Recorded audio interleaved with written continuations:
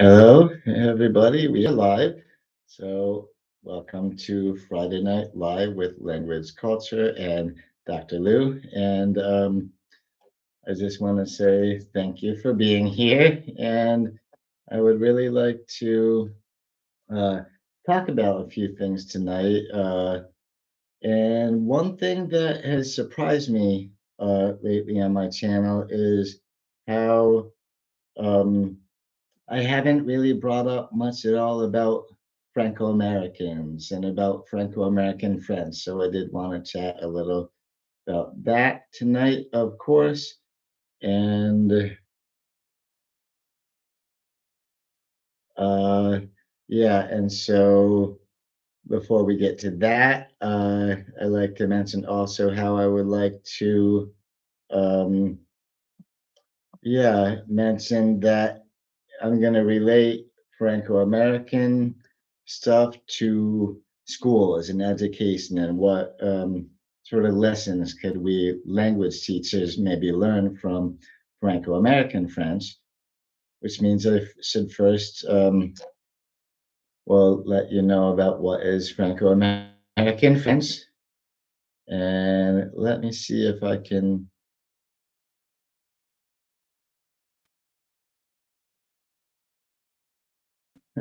Okay, fantastic. And this is going to be, of course, the little slideshow I'm giving, but I'm just absolutely making sure that the whole screen sharing thing is working. So that's fantastic.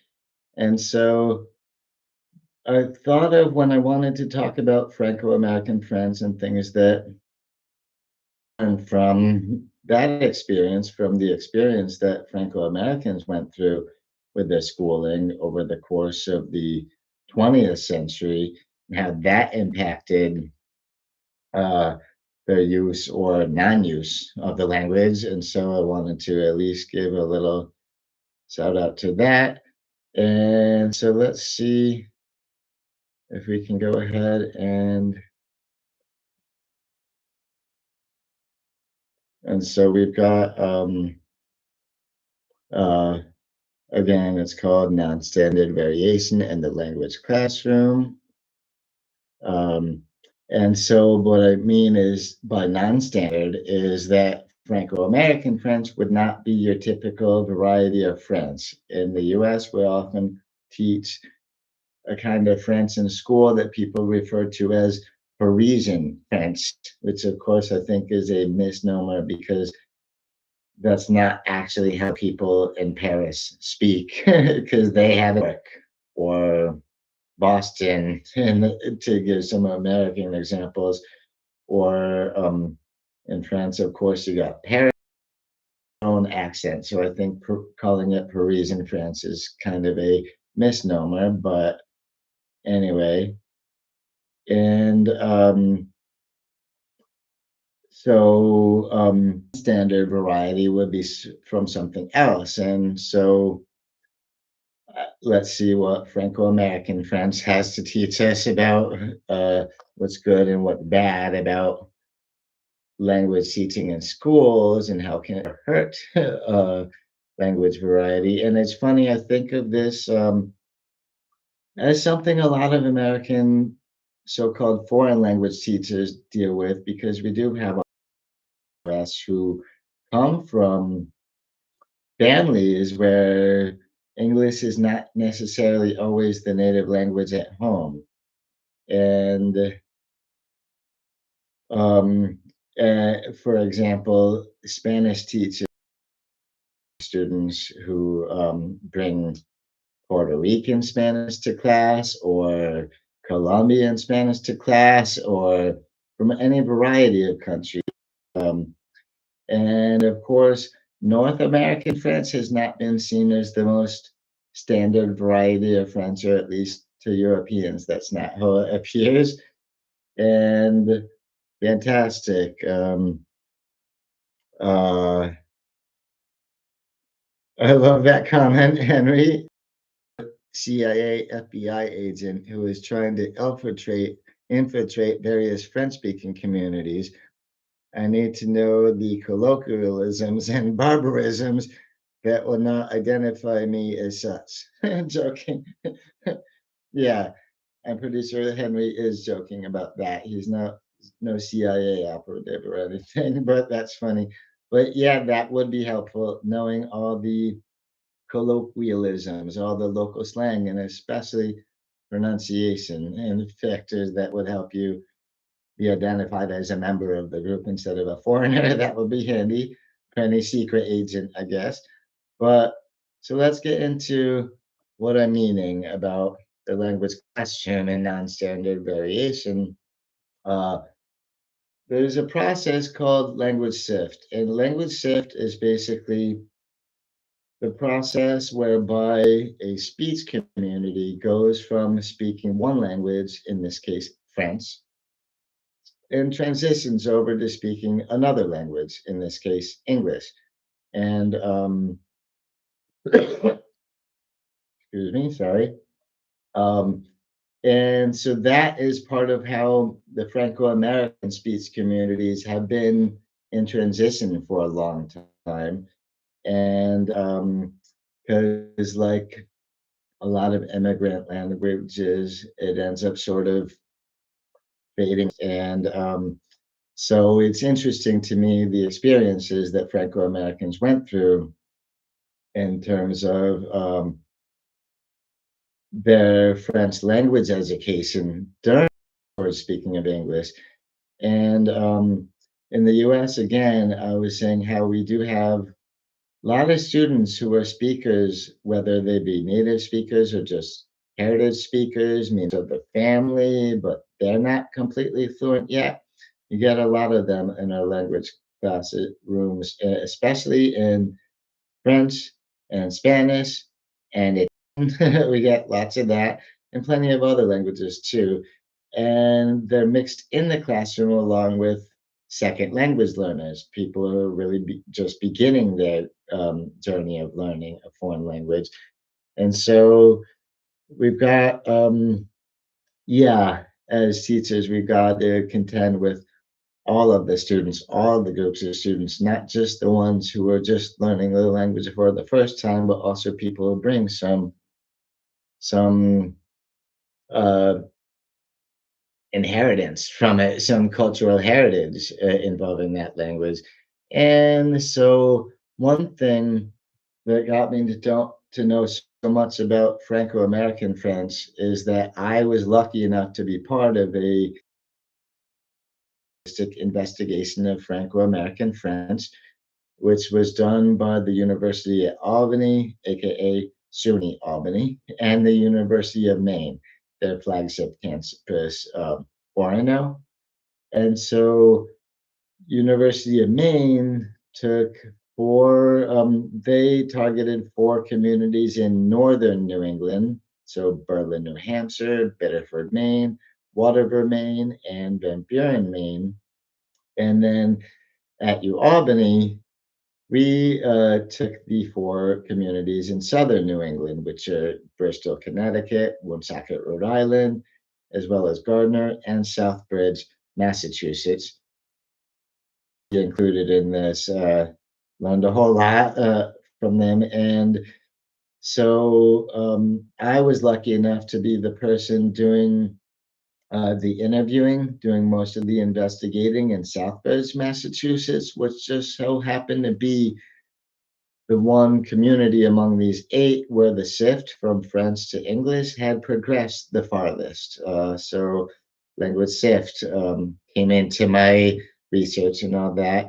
And so again, I was super lucky to be part of this investigation, and it did help fund most of my doctorate actually. So this is going back little over 20 years because these interviews were done from 2002 to 2004, pretty much. And so that's the stuff that I'm talking about. That's where my data is coming from anyway. And so just to give you an idea of where were all the communities, we got this little map here. And of course, we've got Bristol, Connecticut down there that had a nice group of Franco-Americans with um, origins from a couple different places in Quebec, as well as from the St. Johns Valley, which is, of course, not just northern Maine, but also part of Nova Scotia and all that. And then we had Woonsocket, Rhode Island, which has touted itself as the most French city in the US, although I'm assuming that they're not including Louisiana when they say that. And then Gardner and Southbridge, Massachusetts are the two little white dots you can see in Massachusetts there. And Southbridge is the unlabeled one, the only one that doesn't have a name labeled on it, unfortunately. And so that's where these communities are. And so Franco-American French is spoken in New York State and all of New England. And so why didn't we do any investigations in New York or Vermont? Well, because part of the deal, like part of where yeah, the grant proposal that was written to get all this money from the National Science Foundation, one of the promises it was that these communities we would study were ones that had never been studied before. They had never been targeted in a sociolinguistic investigation before. And in New York State, Cynthia Fox of U Albany had already done study in Cohoes, New York, which is a little post-industrial city, just a little bit north of Albany, like 6 to 8 miles north of Albany. Uh, Pretty much take 787 north from Albany, and that will get you right into Cohoes. And and also a student of hers, of Cynthia's, her name was Louise Sapronneau, I think, had done some interviews in Highgate and Franklin, Vermont. So that's why New York and Vermont were not covered in here. But uh, so after we have those ones to compare all of our data with, that gives us a total of 10 communities and includes New York and all of New England. And so in Southbridge, like I said, where I did the investigation, I found it really funny that there were three different groups of people who I really didn't expect, who I was really surprised by to see there. And um, the first group where I met some people, some of the consultants, some of the people we interviewed, um, who said they can speak, and they obviously could. When I heard them speak French, their French was very good, but they reported that they never do. And I was wondering how the heck do you maintain such a good level in French if you never speak it? So that was surprising. And then there was a group of people who can speak French, just like the first group, but they're really not at ease speaking French. Like they, most cases, they felt like their French was not good enough. Like it was actually a disadvantage to be heard speaking French in public and whatnot. So there's those. So I'm sad for both of those groups because that doesn't really encourage you to keep on using your ancestral language, your heritage language. And then the third group was people whose French was very limited, but they do actually go ahead and use French. And between these three groups, what this tells me is that language attitudes have a lot to do with it and how well, linguistic insecurity, how do you feel about your own language skills? And, along with um, what value do you ascribe to a language? That in and of itself, these couple of things can really make or break whether you're willing to keep on using your ancestral minority language or not. And of course, as language teachers, our goal is to always encourage people to learn a language, keep learning it, and use it, right? Because otherwise, what's the point of learning it? And so in the classroom, like I said, yeah, we're really trying to get people to learn the language and to use it. And so, as far as what kind of language attitudes should we try to instill in our students, would be they need to find that this language is both practical and it's valued. Like it will mean something and something useful to go ahead and learn this other language. And we also have uh, we're trying to help the students gain more and more language competence, more and more abilities. And so, do we prioritize communication and they're being able to use this language to communicate?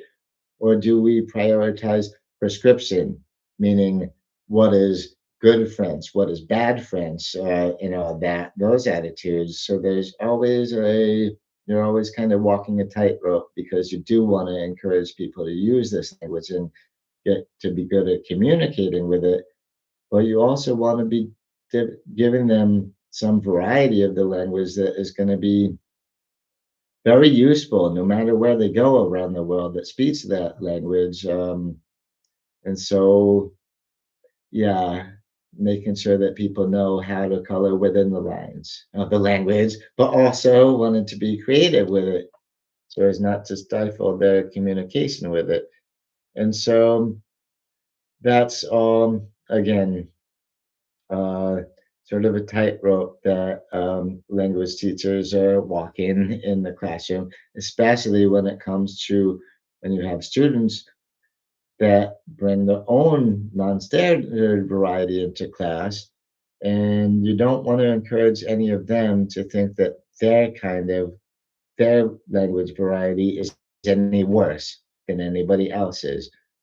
But you also don't want to encourage other students just learning a language for the first time that this particular non-standard variety is always the way to go either. So again, tightrope you're walking. And and that's a funny comment to Henry Abdo. um, that's funny that the comment is in Spanish. Anyway, so who are the Franco-Americans that I'm talking about? This is important to know because we do mean a lot of different things by Franco-American when we say that. It can be anything having to do with France and the United States of America, or even France and the American continents or anything. But so this particular specific definition of Franco-American, this would be someone who has French ancestry, but via Canada. Americans came from the province of Quebec, and mostly during the American Industrial Revolution. And so you got French Canadian birth or ancestry. That part is complicated because we also have Acadian French. There's two main kinds of French in Canada. One is French Canadian, so that would be Quebecois and all the varieties that shot off from that, like Franco-Ontarian. And then you have Acadian French, which is French is spoken in the maritime provinces, and that one is related to Cajun French, or Acadians who came down the Mississippi River all the way to Louisiana. But anyway, and so we also have the typical definition of French of Franco-Americans would be native language or as a heritage language that has been in your family. Also, typically they're of Roman Catholic faith, and they reside in New York or New England. So that's the group of folks we're talking about when I'm referring to Franco-Americans. And so this is the hundreds of thousands of bilingual French English speakers in the US who have their family origins in Canada, and that's where their French ancestry comes from. So, like I said earlier, this population has always been one in transition um, because, well, they moved in throughout the 19th century. They were immigrating a lot and mostly from Quebec, but also from the maritime provinces to an extent. And the biggest growth we call the Grande Migration, which means, I guess, the Great Migration. That was more or less from 1840 until just before the Great Depression, 1840 until the late 1920s, really, when all of a sudden, post World War One, we started getting a lot of xenophobic immigration policies and all that, and so that ended up putting an end to the Great Migration at all. But then there have been, even post World War II, there have been more trickling in of other French speakers coming south into New England and New York State. And so there's always been this thing going on where they're bringing the French language with them, then adapt into American society.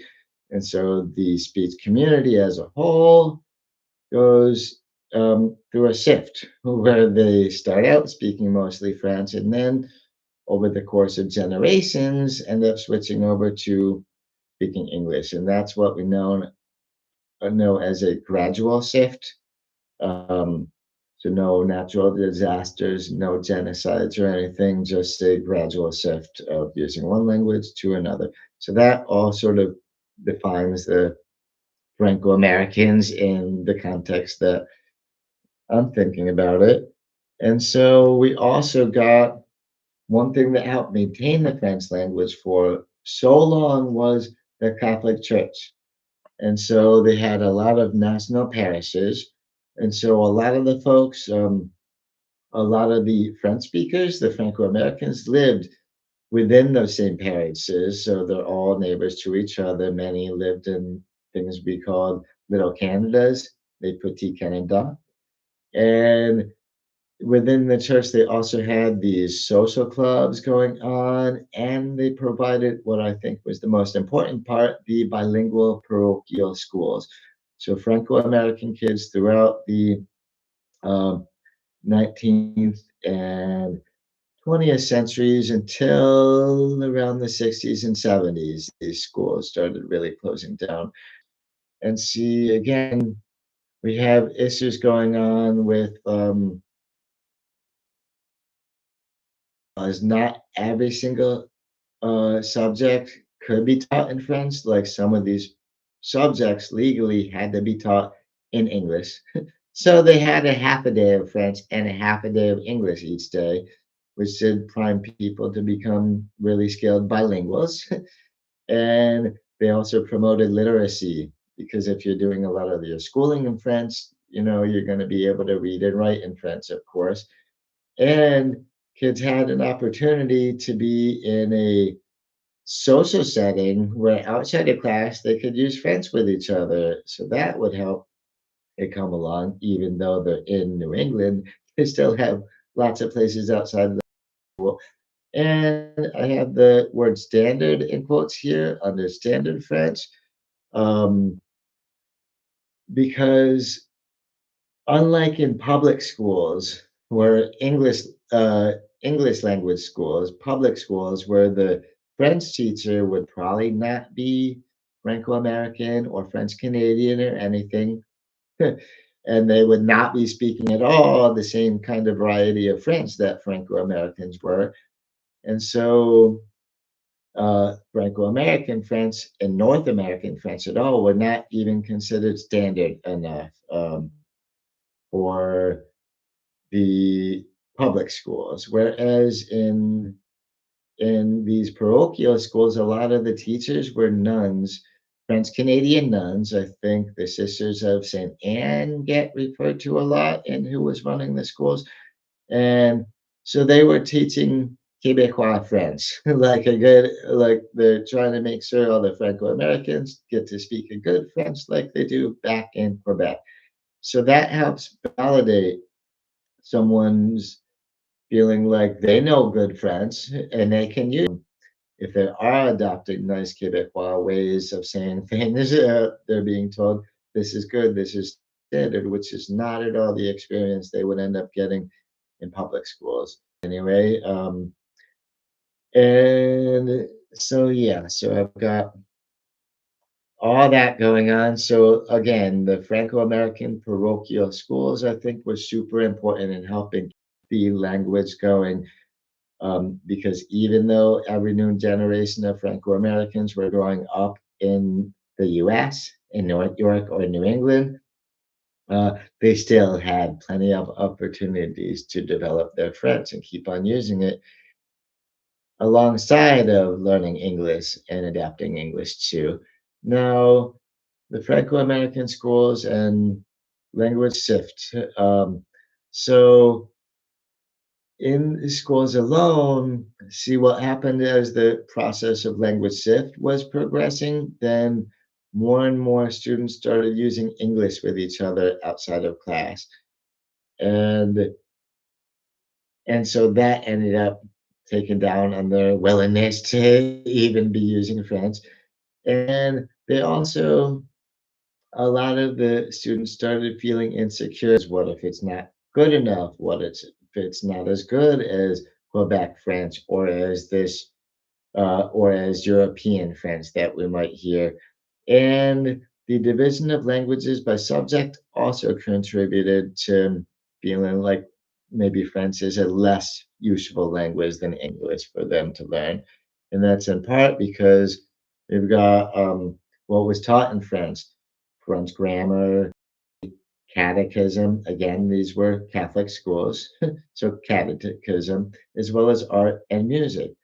So none of these scream super pragmatic, super practical, but they do seem to have attached, which is nice. But whereas English, you're sort of in a way, subconsciously, it's getting ingrained in you that English is the better language because you're being taught English grammar, American history, the most important geography, civics, mathematics, and science.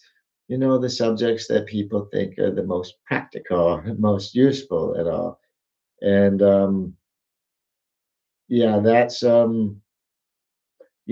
was sadly an unintended consequence to sort of be painting English as in the more useful right, but that might be part of why the American government said that these subjects should be taught in English, shouldn't it? But anyway, that's um, that's well, that's that. And now talking about the public schools, the public schools, of course, have done um, the public schools, of course, like I said, didn't really put so much value on people knowing French, a subject that you could take as a foreign language, unless you wanted to take something else as a foreign language instead, so you could avoid taking any French altogether. So that doesn't really help a minority speech community maintain. All of a sudden, you don't have to learn it in school. And even if they did learn French, even if they did take a French, that's only a tiny bit of exposure to it. You're only to class instead of half your classes, and you're not using it outside of the classroom or anything. And and you're also not being exposed to a lot of other native speakers, a lot of people who are out either. And the teachers, again, were rarely Franco-American, rarely French Canadian or anything, and often had a lot of hostility towards the Franco-American pronunciation and their vocabulary, as well as some of the grammar structures, like the sentence order, the word order, and the sentences and all that. They had problems with that. So if if Franco-Americans did go to public school and take some French, they were often feeling shamed by the teachers and even other classmates and all that. So it really, really didn't help motivate. So after that, let's talk about what I said. They were kind of shamed when they were kids and adolescents and all that into thinking that their French was not good enough, just in public schools, but also elsewhere in the society. And so Southbridge 6 said, used the word exand to talk about when they were a kid. speaking French in public, they were feeling ashamed, as if being labeled as a French speaker was a really bad thing. And this is similar to what you hear for people who grew up in Louisiana around the same time period, right? And mostly the first half of the 20th century for these folks. And Southbridge SA brought up that it was a disadvantage to speak French. Like somehow their opinion was that they're off learning English only. And so learning any other languages, that would be a disadvantage to them. And again, it would could result in them being labeled uh, as a Frenchie, which was not a good thing. And some people use the term like such. Southbridge should use the term jargon when talking about Franco-American French as if it were not valid language variety of its own. They're using jargon, so it's not good French, right? And that again is the same. Anybody feeling that way about their own heritage language, about their own native language, and all that. And I have Southbridge S2 here cited as using the term broken, but this was a lot of people considered. They said, "Oh, Franco-American French is too broken. It's all peppered with English, and it's not very good." So they're developing negative attitudes, which could help explain why people were less and less likely to still use it and wanted to just switch over to English. Very sad story, really. And this little two excerpts here from an interview that I did with a couple. And of course, other than that, I tell you nothing about them except to maintain their anonymity and all that. And plus, this interview was over 20 years ago, so my memory is fading. They're seeming pretty anonymous to me as well at this point. And so, Southbridge um, 13 and Southbridge X6. S6 were, well, they're a married couple, and Southbridge X6 is so much more proud of her French and feels like she speaks much better French than her husband there, Southbridge 13. And he says, "I'm no expert for sure, but I think there's only one French language. I don't think there's Parisian French and Southbridge French. French is French, except we use a lot of slang." And that to me sounds like a pretty good interpretation of the whole situation. And then his wife comments, "There's a lot of families that murdered the French." Oh, he murders the French. Talking about Southbridge 13 right to me, right in front of him. And he's all like, "Oh, you do too." And she's all like, "No, I learned French better than you did." So there are a lot of very strong attitudes in these Franco-American communities, especially the ones that are majority Quebecois in origin, uh, of what is good French, what is bad French. And sadly, um, even though that helps them maintain the nice grammatical structure of the language, that's also not how, right? That's what a language is for communicating with other people. So if you're not using it to communicate with others, what's the point? It's going to disappear and you'll learn and you lose all the cultural.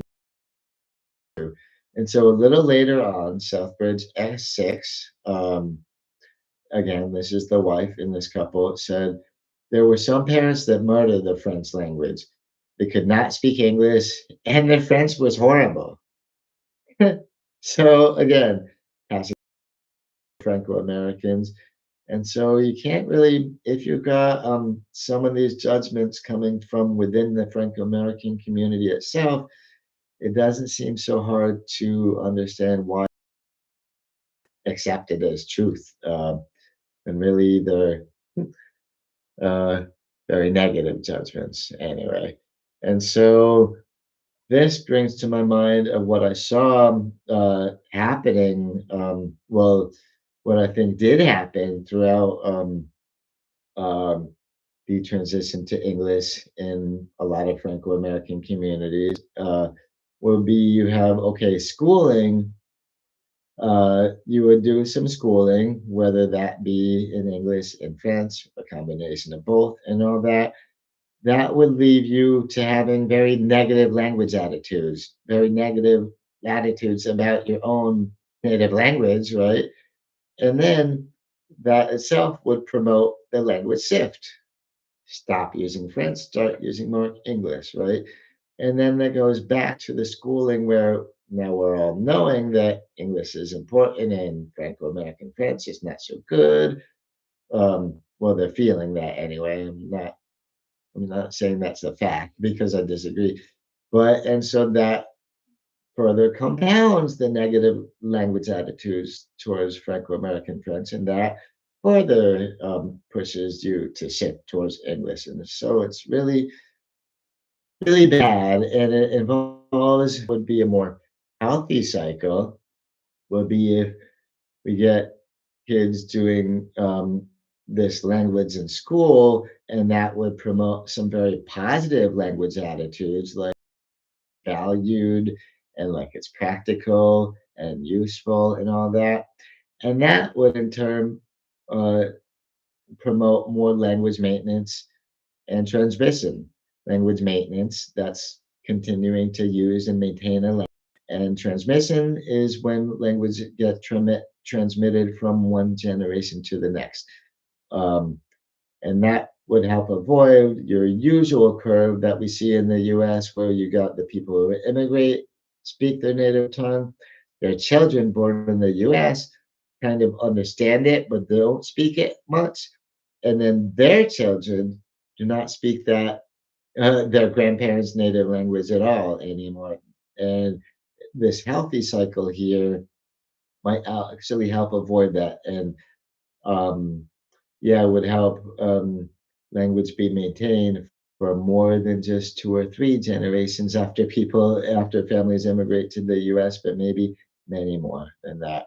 And so this is all to say that it's important that people teaching languages in school promote super healthy attitudes about all the varieties of that language, even if someone's speaking a variety of French that the teacher themselves did not learn exactly, um, they still need to see that as very valuable. And that to me came in important when I was teaching at the Massachusetts College of Liberal Arts, because Massachusetts has more people of French or French Canadian ancestry than any other state in New England. Not the highest percentage, just the raw numbers of them, because Massachusetts has a larger population than any other state in New England.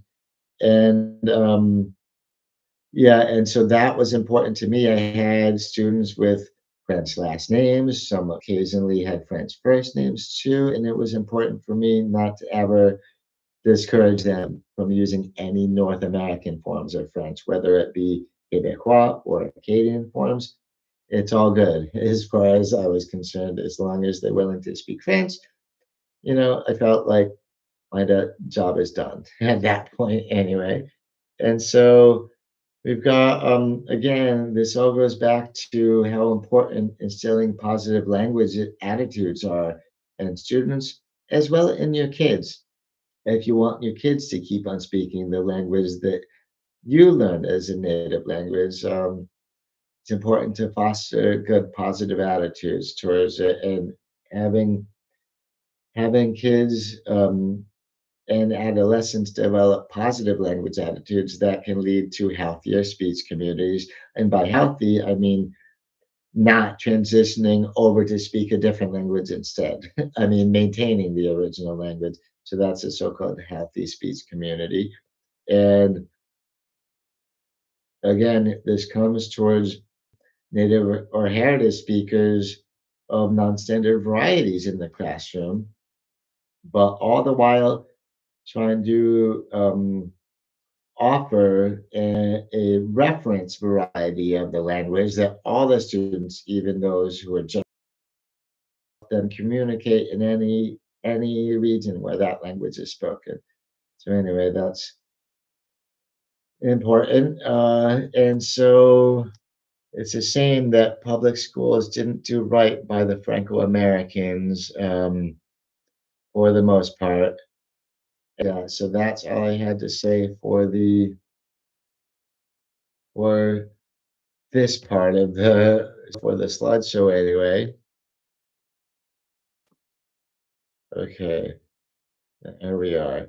And so thank you for listening to me go on and on about how important it is for language teachers to instill positive language attitudes to any students who are coming from a family where a language other than English is spoken. If you get them in a foreign language class, they need to feel like their version of their language is valuable too. So that's yeah, that's most of the point I wanted to make tonight. And sorry that slideshow wasn't as pretty as my usual ones. Had a lot of text on there. I had a lot of things I had to remember to say, and yeah, so unfortunately, I didn't put in too many pretty pictures or anything like that. But I do hope that it was all pretty clear. And so if anybody has any questions about anything I said, please do put it in the chat if you like. I will be happy to answer them. Or heck, even if you have not a question, but just a comment on anything I said. And I know I was using the example of the Franco-Americans of the Northeast, but the same kind of thing can apply to speakers of other languages, such as Spanish. That would be uh, the second most widely language spoken in the US after English these days. Pretty sure that's Spanish. And and this is not just about immigrant communities. It's also about communities, well, where their native tongue is something other than English. And some of these folks were here longer. Like something you might not know is that the Franco-Americans in northern Maine, they were not an immigrant population because speakers were living in the St. Johns Valley since before the line and well between the US and Canada was drawn there. And Maine now has a big chunk of the St. Johns Valley in northern Maine, so it borders on Quebec and New Brunswick and all that. So this is not just about immigrant languages. This is also about languages that have been around the whole time, such as, for instance, Louisiana. Louisiana French. French has been in existence there since before they were actually part of the US, right? It was a French colony. Anyway, let's see. I have a um yeah, another message in the chat, but that's fine. Sunshine. Thank you for listening anyway, even if you haven't been able to chat all that much. I still appreciate your being here and listening to me ramble on about things. Anyway, um, so yeah, and if nobody has any questions or comments about um, language in schools in foreign language classrooms in the US, let's see. Okay, here we go. Coming from Sunshine again. When we went to Canada without you, everyone only wanted to speak French. And then we brought brought with us. Oh, and then we brought you with us. They only wanted to speak English. That's kind of funny, actually. Um, um, of course, I do enjoy that. Speaking other languages has gotten me on a couple of international vacations where people wanted my help for my linguistic skills. But yeah, and by the way, happy early birthday, Rachel. I know this is your birthday weekend coming up, so happy birthday for that. And yeah, and I'm hoping you will have a very good one. And well, you're welcome. Right. And so, yeah, I think that might be just about good for this evening. Thank you for sticking around with me this whole time. I know these live streams tend to go a lot longer than my regular videos do because, well, you know me, I like to talk and talk and talk. And so there you go. Yeah, so, and I do, yeah, I hope this stream worked out better because I don't like using Zoom to do the streams anymore for a couple of reasons. I found it less than ideal. So hopefully this way, doing it right through the YouTube studio is going to work out better. We will see. But anyway, I am, yeah, so I guess I'm about to end the little live stream there. And there he is. Yeah. Sorry, just making sure my kitty cat is still alive and well. Anyway, but yeah, I'm gonna end that live stream there. And so I'm looking forward to speaking to you in my next video. And so until then, catch you on next time. Bye-bye. Bye.